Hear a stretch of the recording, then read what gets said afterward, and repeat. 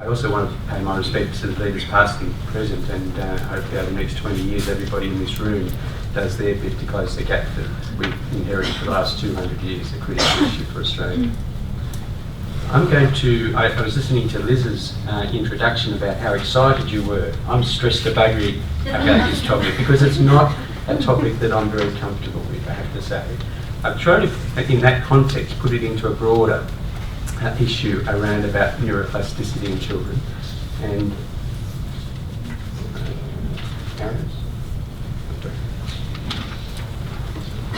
and just quickly go over the fundamental question. I won't bog you down with this because I think it's actually not my forte, but others certainly in the room will certainly cover this well. Neuroplasticity is about the ability of the brain to change those connections in the brain, and that may then result to just the normal developmental processes that go on in the environment. It may be cued in genetically, but it certainly will respond in individual circumstances to changes in the environment. And the good news is it's actually a lifelong thing. So everybody in this room, you've still got plasticity if you can recover from head injuries and things, but the bad news is you do it much better in that first few years of life. And so later, as you get older, your ability to adapt is much less, unfortunately. This is the only complicated slide I'm going to put up, but I think it's relatively useful because it shows a map of a cat's brain. Why put a cat's brain up? Because this cat is one of several cats that are from a group called the naive congenitally deaf cats group. So these cats, when they're born, they're actually congenitally deaf. And if you look at the up here, the top corner here of the naive group, if you look at the part that is particularly around the hearing of that cat, it's actually pretty quiet functionally until you put in a cochlea into that cat. So these cats are deaf when they're born, and their brain area that looks after the hearing bit is actually relatively small. But if you put a cochlea in and start stimulating that area, the brain itself starts to change. And you can see over a period of months, the brain is very different. It's very important to know that if you do that early, you get that sort of response. If you do it late, you don't get that sort of response. So there are periods in your life you need to stimulate certain parts of your brain to get a normal process going on. If you miss it, it's all over Red Rover. So that's a very important part of the learning curve. If you then start thinking about the cochlea as being a good positive thing, it introduces hearing to the brain, of course the brain is non-selective. It also picks up things that are not pleasant, things like trauma and stress.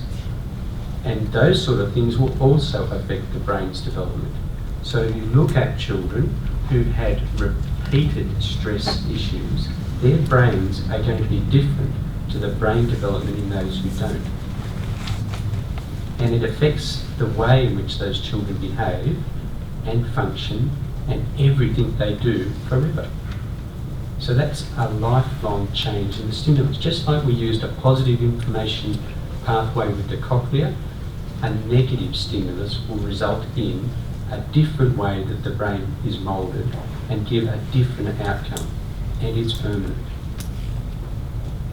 And you know, one of the other things about that, just like we did with the cochlea, you may actually have a different reaction to the way the brain responds to trauma if you're younger than if you're older.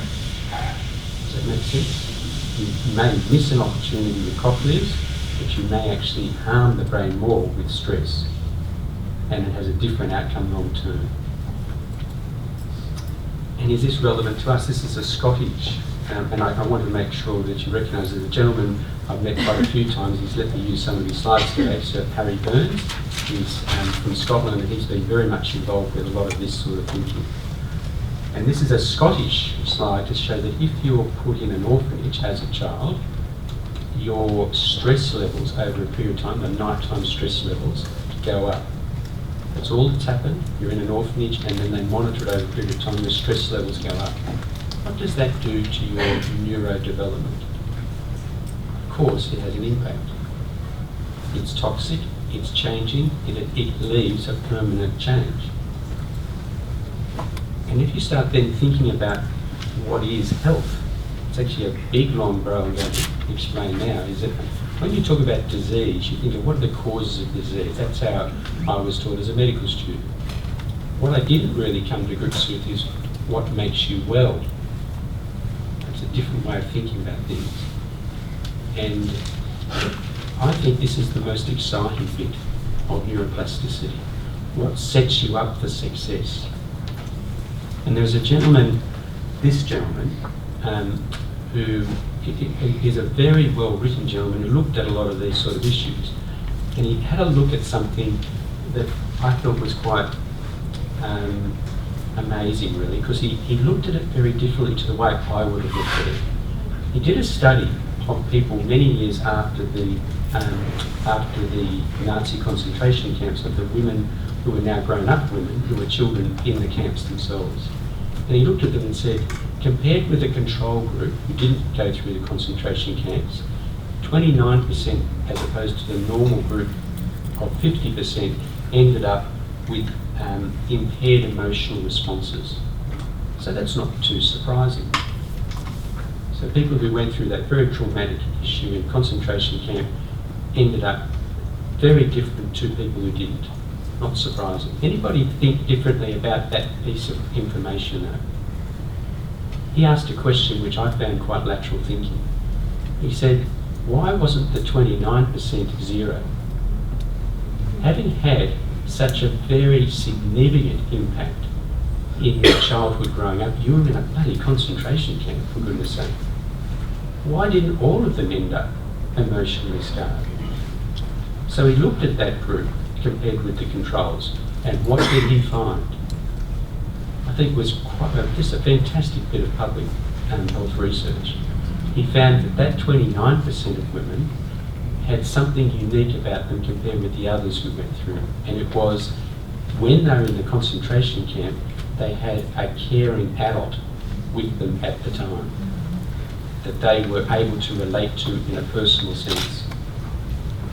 Isn't that brilliant?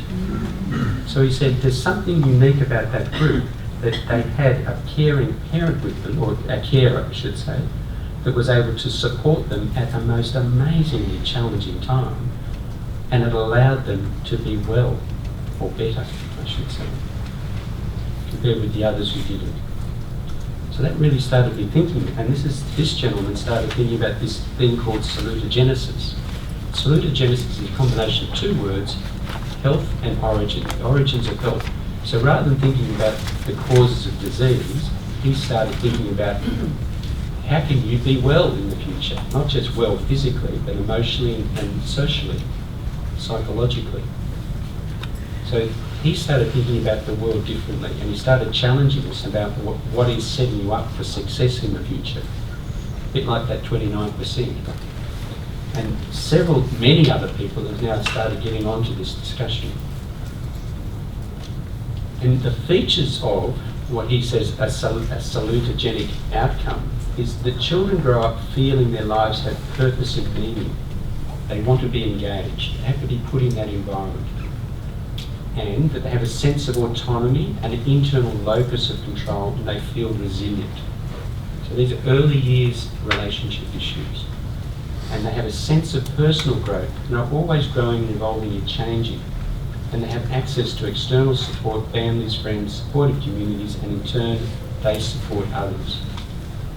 So he started putting together a framework in which wellness and health is a prerequisite to, if you do these things early, you'll get a better health outcome. The other thing he describes is this sense of coherence, and the three key issues here. One is that you have a structured and predictable and explicable arrangement around you when you're a child. It's this consistency, and it's sort of understandable, and it's supportive around you. The next one is you have some resources around you in a broad sense to be able to learn. And finally, you don't see challenges in a negative sense.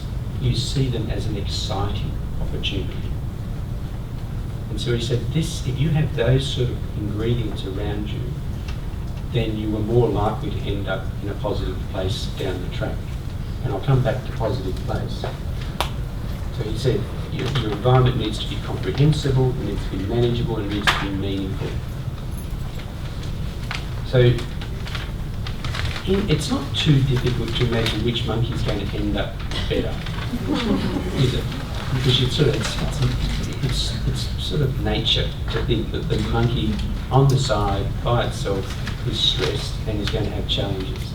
And if that's repeatedly the environment you're growing up in, the brain will change and the brain will forever be different.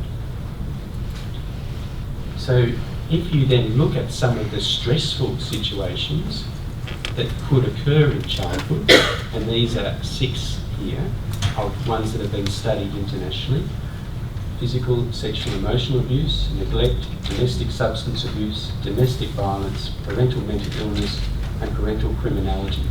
These things around the child. If you look at that group and you have 4 of them, you are likely to have 7 times the chance as being an adult of being an alcoholic. If you only have 1 of them, it'll be double. If you have none of them, you have no increased chance of being an alcoholic. Following that logic? So if you have 4 of those 6, you're 7 times more likely to be an alcoholic yourself. And here's the interesting slide. That bit where it's got 4th along, the alcoholic, you can see if you have 4 of those abnormalities. This is a slide showing all people who are exposed to 4 of those problems. And if you have 4 of them, there's the one in the middle, that's the 7 times the alcoholic ratio. So you'll have 7 times the risk of being an alcoholic if you've got 4 of them. Go to the right-hand side there. If you've got 4 of them, you have 12 times the risk of dying from suicide. You have 4 of them. 12 times the risk. It's about 10 times for IV drug use. It's about 4 times for depression. But here's really interesting. If you have that environment when you're growing up, you have double the chance of getting cancer and you have double the chance of having heart disease. Because you have that early years problem. Your brain is different, everything's different because you had those permanent stimuli changing the way your whole body works as a result of that exposure. Remember, none of those original environmental factors had anything to do with diet, had anything to do with other things that might, you think, cause cancer or might cause heart disease. It's fascinating, isn't it? Early years sets you up for life. And closer to home, you look at the Dunedin study. Some of you hopefully might have seen this over the years. So this is a great study, I have to say, because in 1972 they looked at 1,000 kids who were born, just got them all, and even up to today, they're in contact with more than 95% of them. That's amazing, isn't it? They pay the airfare home. They actually, the researchers go any place in the world to re-interview them, including in jail and other places. And the people who are thought that 1,000 originally, they're very proud to be part of this study. In fact, they're all anonymous, of course, but they are feeling very much they're contributing. So it's an unusual public health study to have that sort of level of engagement. But look at the outcomes. If you've got that same sort of, these aren't quite the same, but that same sort of traumatic experience and that you're shown to have behavioural characteristics at the age of 3, they can confidently tell you that you're going to have these problems. You're going to be unemployed. At age 3, they're going to tell you your future is you're going to be unemployed, you're going to have a criminal conviction, you're going to be pregnant as a teenager, you're going to have substance abuse problems, and you're going to have signs of insulin resistance and metabolic syndrome. At the age of 3. Woohoo! So the economic costs of child problems, it's a no-brainer. Take note, please, sir. It is a no-brainer. Trying to get through to my colleagues. Yeah. It is a no-brainer how government should be spending their funds. In that, ultimately, in America, just looking at one country, it could be any country, but the economics are straightforward. By getting some of the early investment right, the dividends pay enormously down the track. And listening to your comment about, trying to make sure that we have something special for the kids and the adolescents, financially, business-wise, governments have to really do things differently. And I agree with your comments about New South Wales leading in this space. And it is sad to see some of the other states going backwards. So the role of government should be to ensure that every citizen has the opportunities and support to develop the full talents and to fulfil their human potential. I don't think that's an unreasonable request. Anybody disagree with that? It's a really clear statement of what government should be doing. And there's so clear now from the evidence coming through in all this early years stuff that we need to be doing things differently, very differently to what we thought 20 years ago. So the origins of health were established by neurological development being shaped early in life. And all of government and community approach is required to develop the best health. And by health, I mean WHO definition, not just physical health, emotional, psychological, and other forms of health. Spiritual thinking. And that's why I'm excited. I knew I'd be able to get this slide in because it's all about this bit. Everybody in this room, everybody, whether you're 15 or over 60 like me, you have an opportunity to start thinking differently about how do we get those early years right and working together. Everyone has their expertise. That's one of the nice things that Andrew's job is able to bring a lot of us together to start thinking about the longer term, cohesive, collaborative approach to getting this early bit right. But isn't it interesting? It all still goes back to the science. It still goes back to the science. This is not, mumbo jumbo. This is neuroplasticity. It does have an impact. And at the moment, I think it is true. I'll just read that. What do you mean it's a bit muddy? The miracle's there, baby.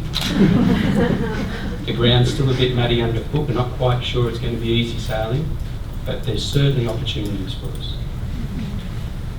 Thanks, Andrew.